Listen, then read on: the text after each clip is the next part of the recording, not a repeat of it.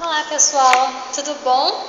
Meu nome é Simone Alvarez Lima, eu sou doutoranda na Universidade Estácio de Sá, na linha de pesquisa Direitos Fundamentais e Novos Direitos.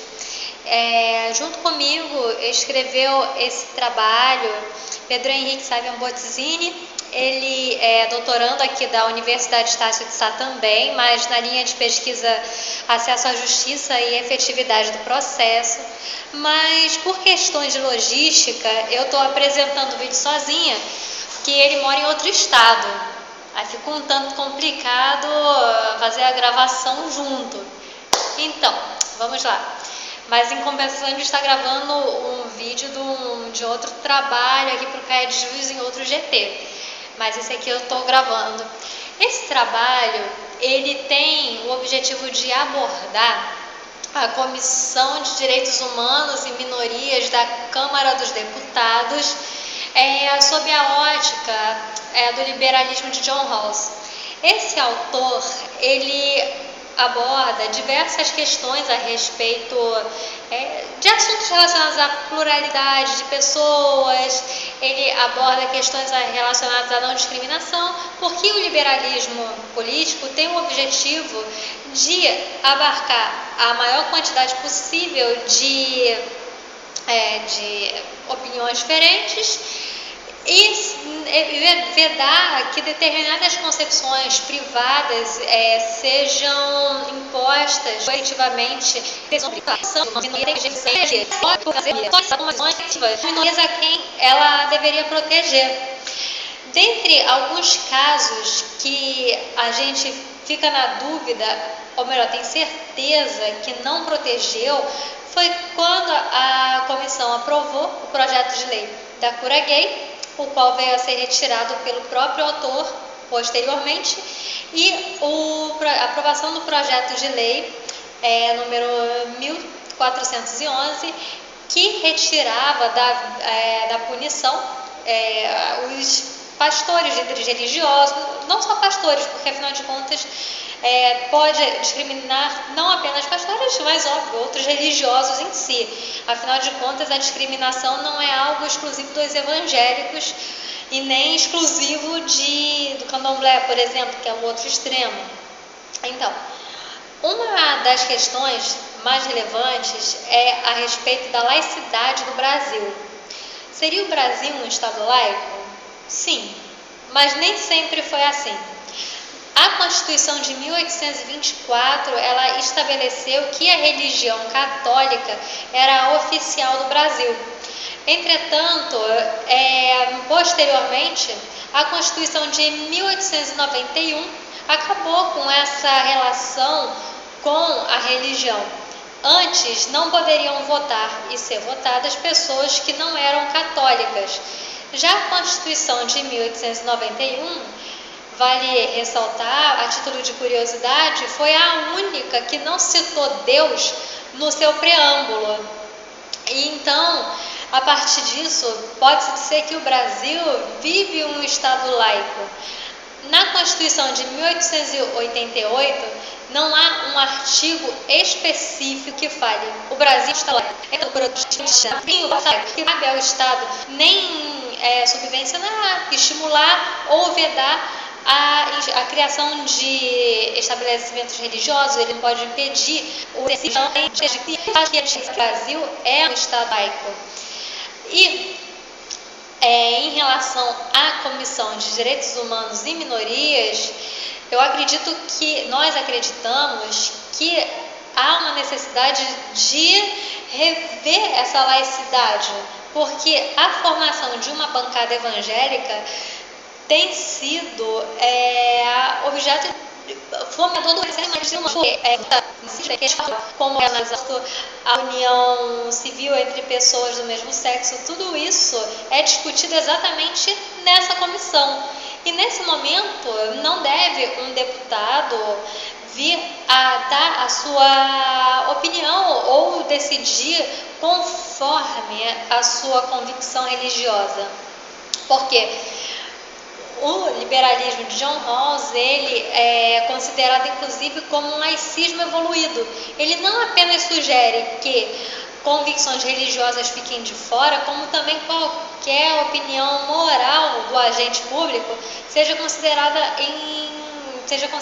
na hora de proferir uma decisão a respeito de política, e principalmente no caso de minorias, que são pessoas que já são vulneráveis pela sociedade. Não precisa de uma comissão que a priori deveria protegê-las vir a cercear esses direitos. Exemplo, a Cura Gay, como eu citei anteriormente, ela tinha como objetivo retirar alguns trechos da resolução número 3 do Conselho Federal de Psicologia, fazendo com que o profissional pudesse vir a curar a pessoa que é gay. Isso é um absurdo, porque isso não deve ser motivo para vir a cura, para ser curado. Isso não torna uma pessoa doente, simplesmente mostra do que a pessoa gosta, do que se interessa, e não cabe ao Estado vir a impedir isto. Uma das coisas que vale ressaltar na literatura de John Rawls é que ele comenta o seguinte: mesmo quando uma pessoa se despe da sua religião, ela permanece a mesma pessoa de antes, continua titular dos mesmos direitos, continua tendo que cumprir seus deveres, continua dona das suas propriedades. Não é a religião que faz ela mais cidadã ou menos, simplesmente é uma religião. Assim como eu comentei, a questão relacionada a de quem você gosta não deve ser considerada como pura, a questão relacionada à sua fé também não tem relação com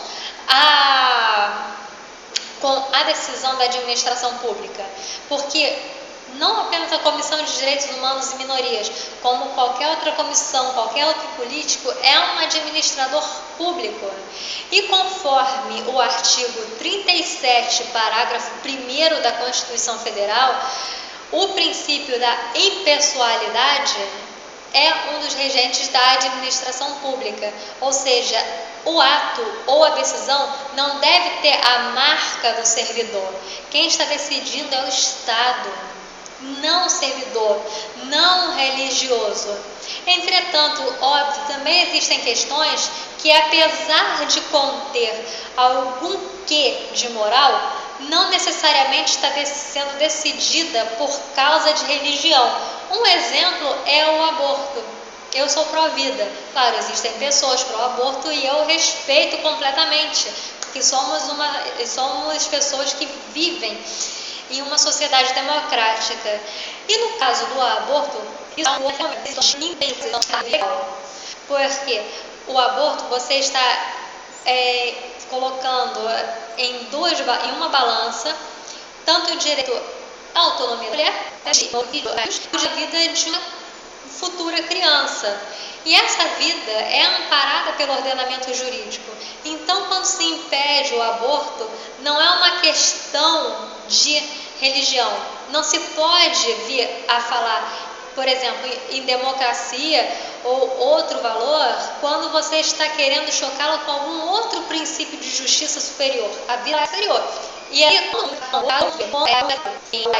direito à vida, que é o pré-requisito dos demais direitos do ordenamento jurídico. Agora, em relação à união civil de pessoas do mesmo sexo, em relação a expulsar ou impedir a entrada de gays em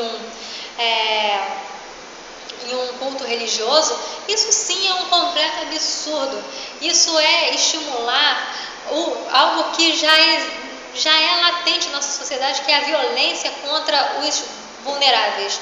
E a Comissão de Direitos Humanos e Minorias deve sim ficar atenta às suas decisões, relembrar que está dentro de um Estado laico, e essa laicidade é suficiente para impedir o agente público de tomar uma decisão conforme as suas convicções religiosas, porque a questão não é nem uma mera questão religiosa, mas sim a laicidade constitucionalmente assegurada em nossa Constituição E claro, filosoficamente, para reforçar essa teoria, temos o liberalismo de John Rawls, que com o seu laicismo evoluído, impede que o agente público tome suas decisões com base em suas convicções religiosas. Se isso não for suficiente para convencê-los, pronto, existe o princípio da impessoalidade, que é da obrigação até a